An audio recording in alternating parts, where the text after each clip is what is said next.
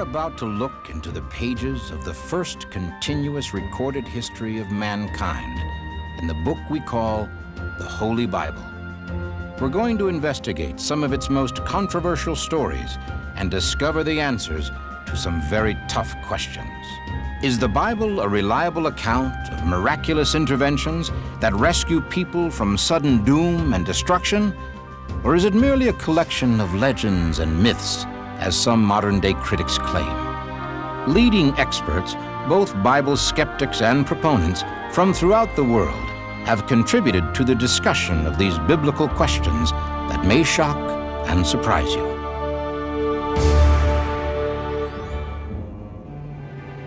Is this the burial cloth that covered the crucified body of Jesus as it was laid in the tomb? Is this cloth a silent witness to the greatest event in history, or is it a fraud? Is a connection between the supernatural and mankind scientifically provable? What could, from a dead body, create such an image? Right now, space science may be unlocking the secrets of the Shroud of Turin. Is this the face of Jesus Christ? There's no question about it. It is an absolute fact that the shroud is a painting, period.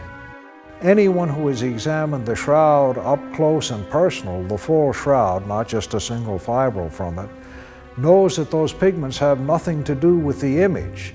This mystery is unquestionably the most sensitive, controversial, and emotional enigma in the world today.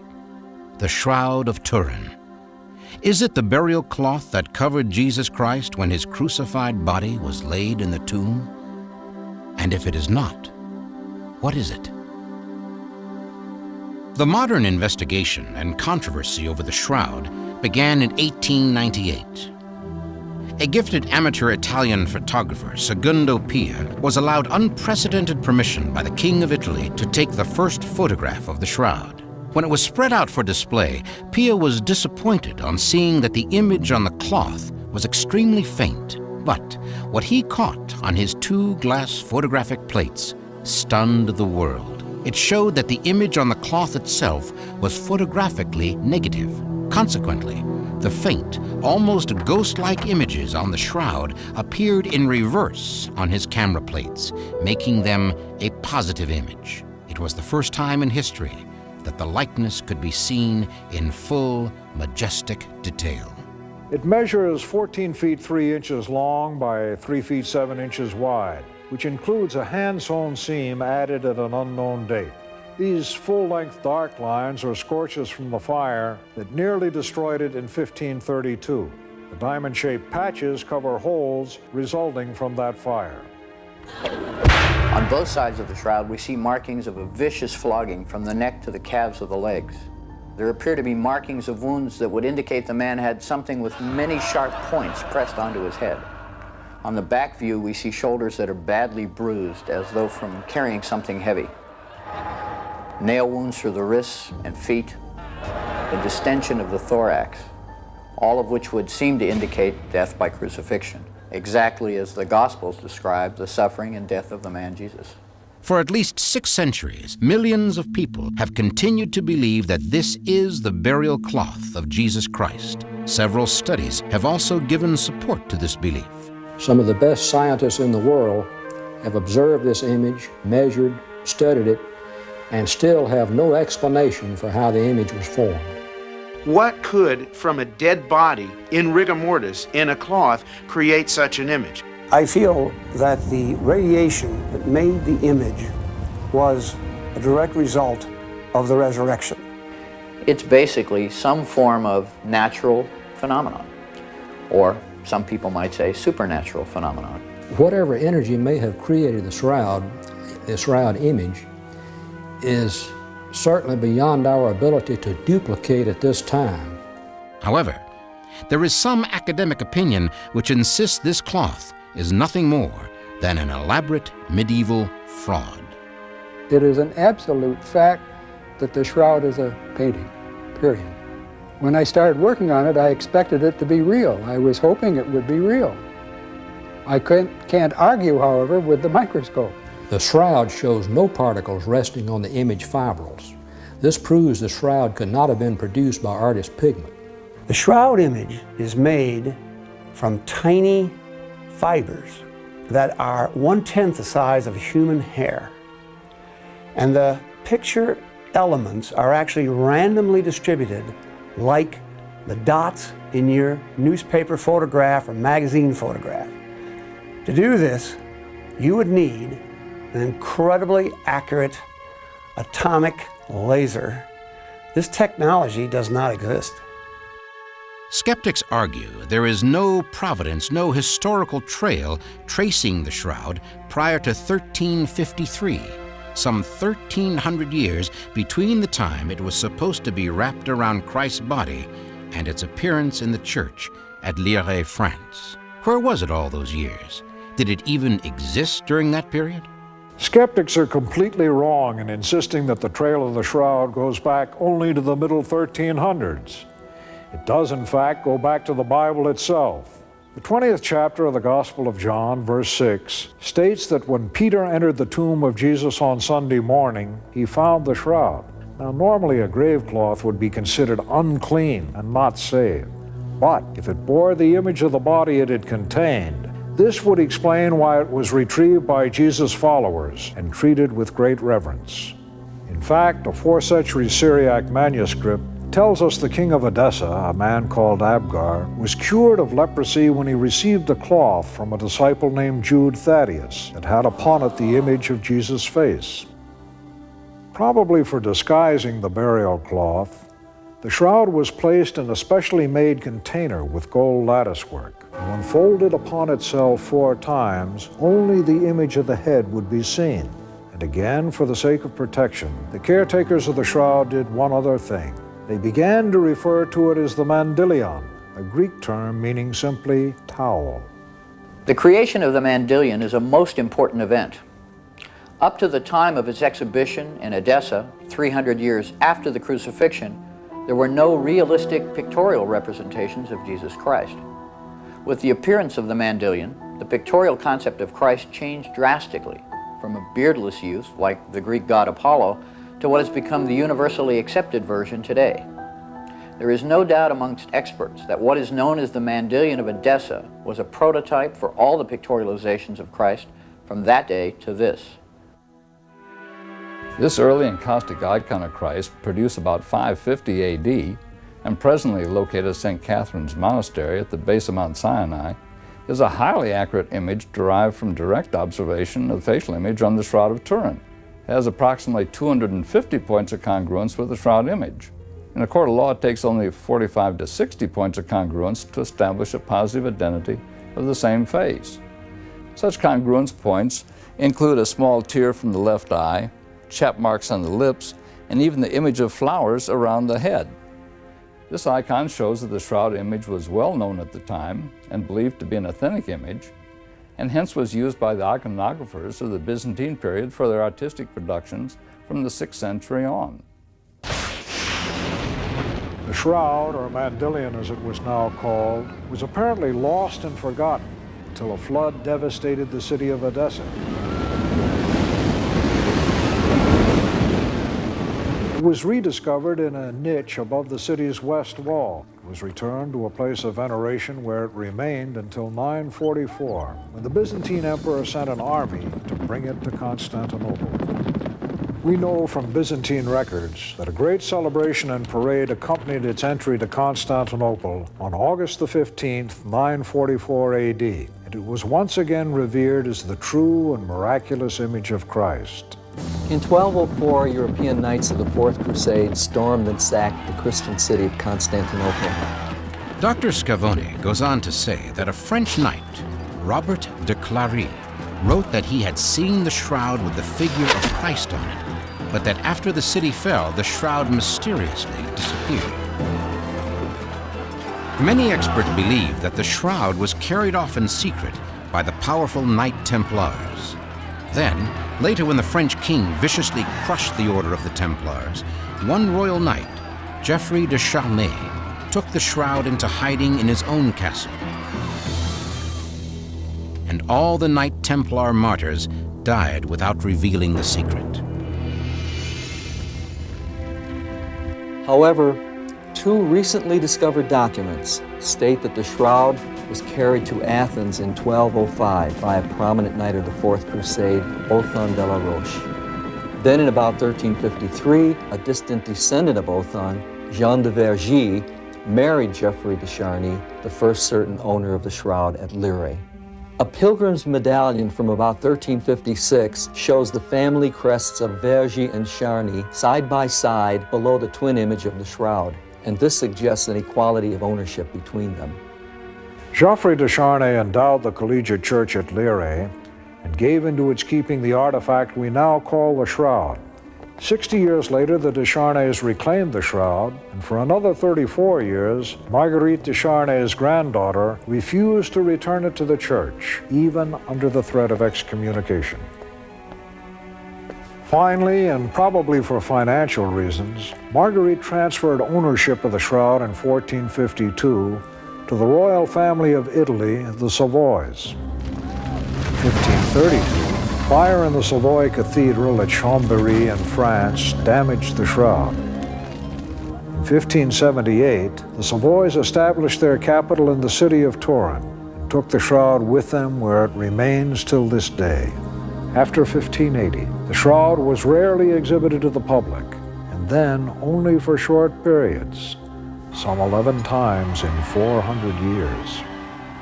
Some of the most critical opinions regarding the shroud's authenticity, both past and present, have come from Christian churchmen, beginning with a French bishop in the medieval year of 1389. Catholic Bishop Pierre d'Arcy was disturbed to hear that the shroud was being exhibited at the collegiate church at Lire as a true relic. Diligent inquiry and examination by my predecessor, Bishop Henri de Poitiers, discovered out the fraud. The reputed relic was nothing but a piece of common cloth, cunningly painted. Bishop de Poitiers had a full confession from the culprit painter himself, for which he immediately ordered a withdrawal of the false relic from public viewing. The reputed Bishop D'Arcy letter has never been proved genuine. None of the copies of the D'Arcy letter that we have is signed or dated. There is also no proof that the Pope ever saw it or that it was even delivered to him. The D'Arcy's memorandum could not be introduced as evidence in a court of law because it is neither signed nor dated. There is no evidence that it is in the handwriting of the bishop that it's purported to be. It is simply estimated that it is from about 1389. The artist or forger is not named.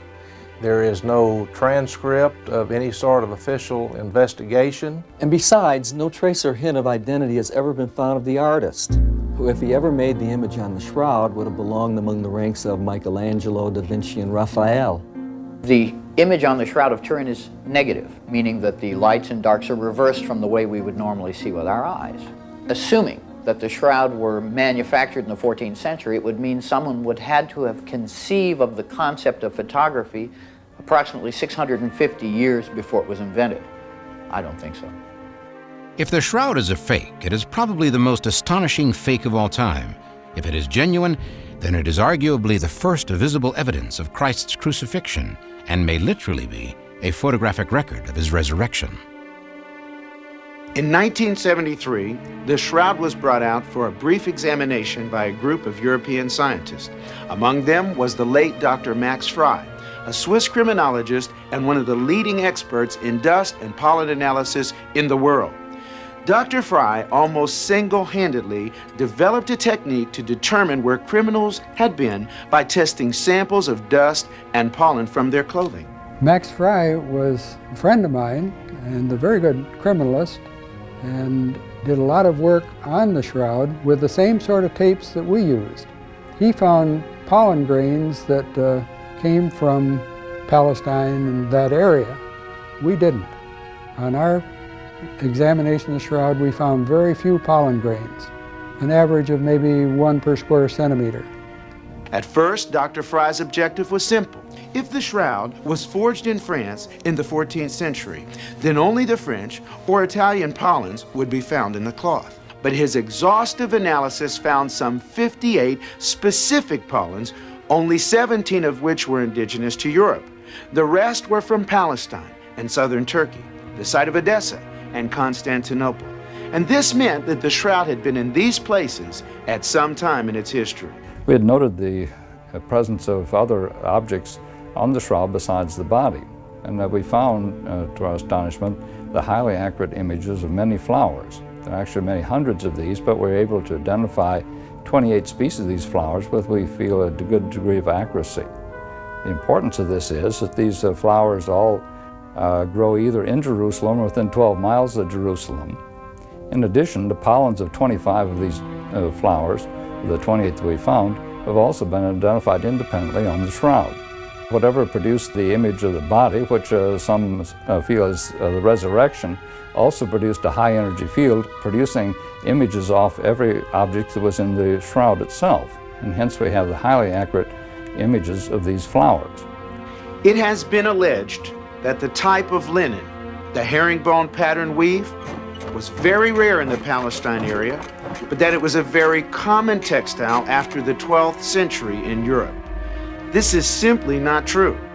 Neither the linen nor the weave were common in Europe. This same pattern is identical to mummy wrappings that go back as far as 2000 BC. Joseph of Arimathea was a wealthy man who received permission from Pilate to bury Christ's body. It is not unlikely that when he gave his tomb for the burial of Christ, he may have also used expensive Middle Eastern linen grave clothes that were intended for his own burial. The physical shroud itself is one matter for investigation, but even more mysterious and more puzzling is the haunting image which appears on the shroud itself.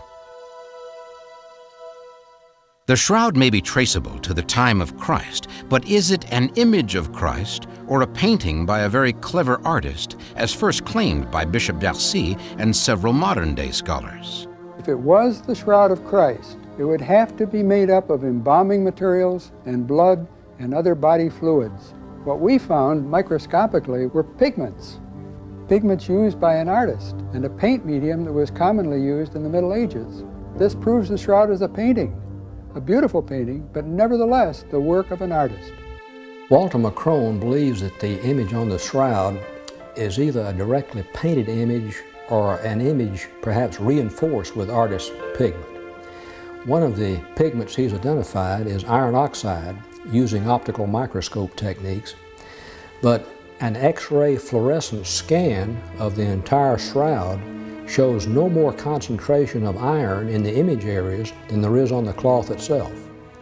I don't believe the theory because there is so little pigment shown in the image areas on the shroud, and the image itself only consists of degraded cellulose fibrils which have a yellowish color as viewed by the human eye. No one has ever disputed the fact that he found real paint pigment on there. But it comes from the fact that when artists made copies of the shroud, they touched it to the shroud to gain sanctity for their creations. The artist did an excellent job of creating an image that looks to be pretty much anatomically correct. You can find fault with it, the length of the fingers and the length of the arms, but still, artists, even 500 years ago, were able to paint figures that are anatomically correct. To help determine the possibility of whether the shroud image is a painting, we asked Hungarian physicist and internationally known monumental artist Dr. Isabel Pizik, who has studied artist depictions of Christ from the 1st century to the present day.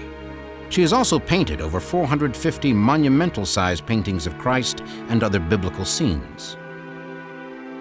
The professional arts do not think that the shroud could possibly be a painting.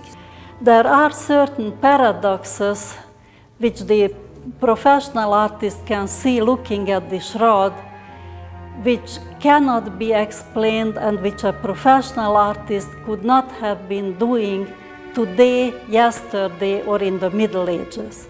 The Turin shroud absolutely does not exhibit any kind of outline. About 92 different scientific and scholarly disciplines also testified that the Turin shroud cannot be a painting. If we are to believe the image on the shroud is a painting, The artist would have had to paint it with a 20-foot-long brush. The image is not even discernible much closer than that distance. If you can't see the image up close, how could you possibly paint it up close? The experts contend that the molecular paint traces found even in the unimaged shroud areas are simply dust particulates acquired over the years. Equally, they argue the unique effect on the fibril surfaces cannot be produced by any known paint and far more resemble a radiation burn than any kind of intentional coloration. The shroud is definitely not a fake or a fraud. Many of today's most distinguished scientists are convinced the shroud is genuine. These scientists not only believe in its authenticity, but they also believe the weight of scientific evidence supports their beliefs. Since 1977, when the people at Los Alamos National Laboratories first put the shroud into the VP8 analyzer, this instrument has become associated with shroud research. The shroud photos taken in 1931 by Giuseppe Henri were analyzed on this equipment. Many people have sent me images to compare to the shroud. The VP8 analyzer can clearly distinguish a man-made picture from the real shroud image. The slope of a man-made picture is uniform and it rises to a fixed plateau. From supermarket art to the world's masterpieces, no painting possesses true three-dimensional qualities, and the VP8 analyzer clearly proves it. The slope of the image on the shroud is varied and agrees with the shape of a real face. We found that in the shroud's image, there's encoded three-dimensional information, which an artist could not have put there. A particularly sensitive point of discussion with scientists on both sides of the issue centers around what is said to be bloodstains, according to Dr. John Heller and Dr. Alan Adler. The question is, are the stains actually blood? And if they are, how did they get there? Heller and Adler reported blood. Whether they found blood, I'm not so sure. They had the same tapes that I had.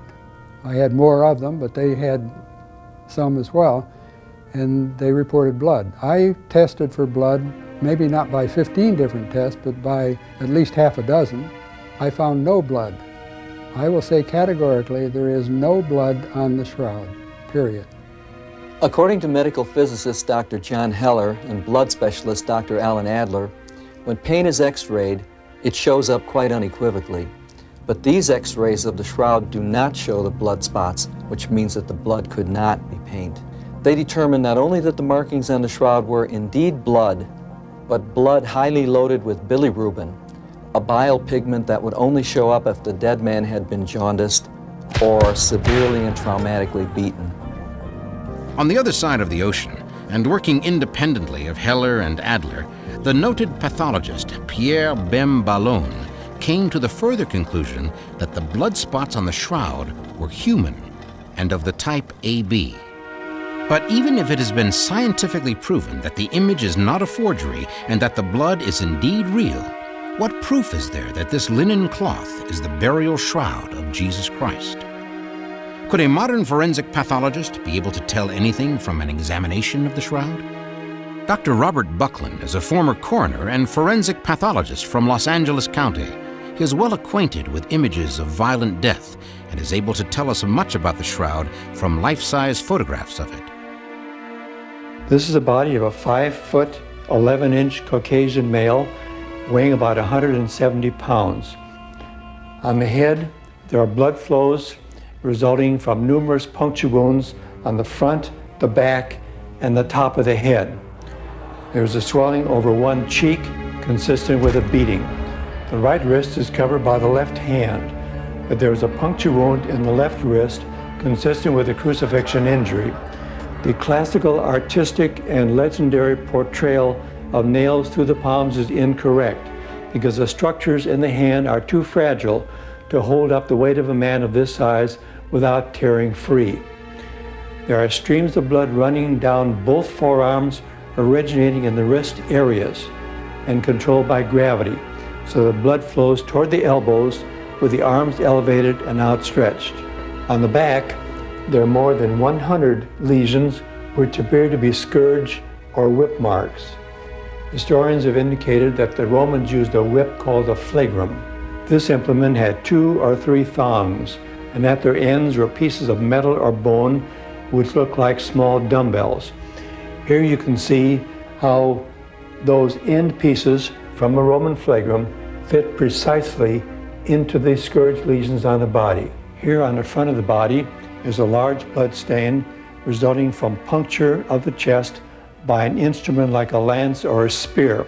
This weapon penetrated the thoracic cavity through the pleural spaces and into the heart.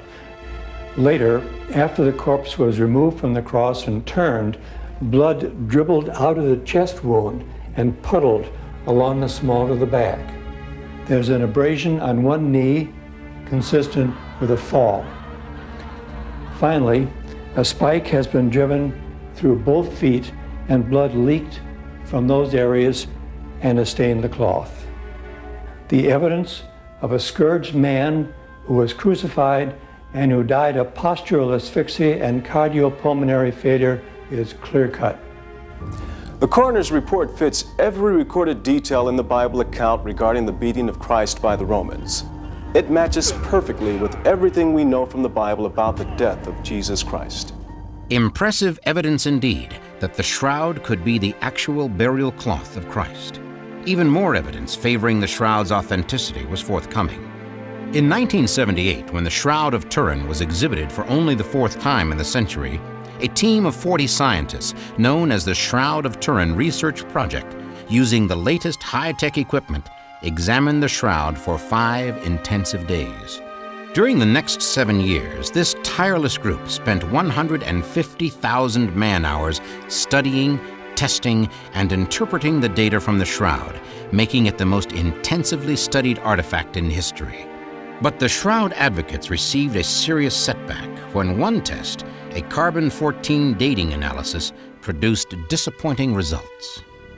An international news agency report stated that a test performed by scientists in 3 countries indicated that the shroud dated from the Middle Ages, somewhere between the years 1260 and 1390. The radiocarbon dates that we obtained clearly put the shroud in the Middle Ages. Carbon-14 is never used as a sole litmus test, and yet the mood of the day seemed to accept the dating without question, and the press leaped to unwarranted conclusions. Carbon-14 dating is far from an exact science. Freshly killed mollusks show they have been dead for 3,000 years, while bristlecone pine, the oldest trees on Earth, always date too young by 2,000 to 3,000 years. 3 labs were selected to perform the Shroud carbon-14 dating test. They were given 3 linen control samples, samples of a known age, to test the accuracy of their lab testing. One sample was a piece of bull mummy linen, the oldest of the samples and already known to be from 3000 BC. The 3 lab results varied from 3440 to 4517 BC, a variance of 1100 years. On the other samples, the range of error was from 439 to 1500 years off. And the testers defended these errors as due to contamination of the samples. But after extensive retesting, the oldest bull linen sample was still some 1,000 years off. They really only tested one area. As one guy put it, they didn't do 3 tests. They did 1 test 3 times. There are simply too many variables that can affect the test results. And besides, the Shroud sample takers and their labs violated 14 scientific protocols that were established to ensure test accuracy. Therefore, the results of these Shroud tests must be considered suspect. There are literally thousands of pieces of scientific data which support the conclusion that the Shroud is not a fake or forgery. However, only one piece of evidence, the carbon-14 dating, indicates the Shroud is of medieval origin. In my professional opinion, the authenticity of the Shroud could be proven in a court of law beyond a reasonable doubt. With more than 50 extensive scientific peer tests and studies performed on the Shroud, the preponderance of evidence favors authenticity. If only the carbon-14 dating enigma could be resolved, we might know for sure. In the Russian capital city of Moscow, the answer to this enigma is believed to have been found. Recently, Dr. Dmitry Kuznetsov, an expert from Moscow specializing in physical-chemical research methods, challenged the carbon-14 medieval dating of the shroud. First, Kuznetsov discovered when flax, the linen material of the shroud, is manufactured, certain elements of the original plant, namely waxes and fats, are driven out. This causes the remaining fibers to have a misleadingly high carbon content. Additionally, by duplicating the environment of the 1532 fire in which the shroud was severely damaged, Kuznetsov demonstrated the fire also altered the shroud's carbon-14 content by increasing it. As a result, Kuznetsov claims that the recalculating of the data of the 1988 carbon-14 test, based on the two pieces of new information, establishes the shroud's age at no less than 1900 years. The exact time of Christ. The Shroud of Turin appears to be a genuine burial cloth from the time of Christ. But it is the image on this cloth from which the final judgment will have to be made. What made it? Whose image is it? How did it get on the cloth and remain still visible after more than 1,000 years? Whatever the mechanism for forming the image on the shroud, it had to occur in a short period of time, act in an up and down direction, and produce an image intensity determined by the distance between the cloth and the body. One of the theories which seems to satisfy these characteristics is a coronal discharge similar to Kirlian photography or lightning. One scientist said it's like every pore of the body suddenly fired a miniature laser beam for a split second of time. And so I'm sure that there's some power, some explanation that defies our current understanding. And I believe that when the body of Christ was raised to that multi-dimension that scientists call end space, that there was a little extra burst of radiation that marked the shroud. Just maybe God did leave behind a document of the resurrection. Well, remembering that I'm Jewish, so that I certainly don't have any biases for the cloth, and as a matter of fact was very skeptical at the beginning, I still believe the shroud is authentic because there's really no way to duplicate the quality of the image that we have there today. If you have faith, you don't need the shroud, and if you don't have faith, it's questionable whether you'll be convinced by it. But if it makes you think about it, if it makes you consider it, then it's important. In the case of Jesus, there were witnesses for every event in his life, from birth to his death on the cross and all the teachings and miracles in between. The one thing that wasn't witnessed, except by an empty tomb, was the resurrection. Wouldn't it be just like God to leave us a photograph on linen of the one event that man couldn't see? The Shroud of Turin continues to be one of the great mysteries of the modern world, and that makes the shroud newsworthy for tomorrow's headlines as the world anxiously awaits more new findings.